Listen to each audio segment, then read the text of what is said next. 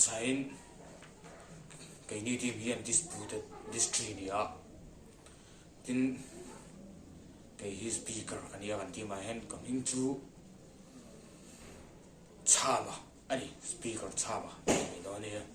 chuan ti ma hian deputy speaker hi cái ma tho ania councillor pok cái ma tho cái ni kha tàu la thui lo chiar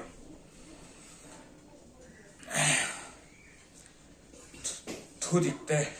mung thum cha le Christian chu atei ma tur ni a sel chuan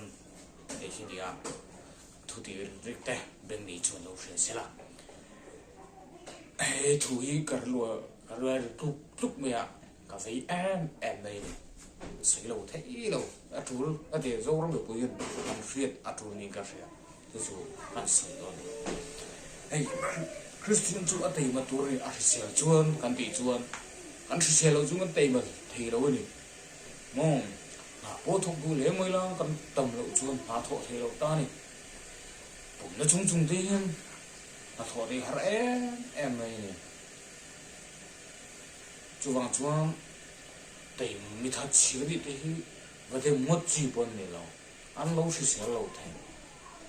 sẽ xem này anh chân lâu anh này sim hi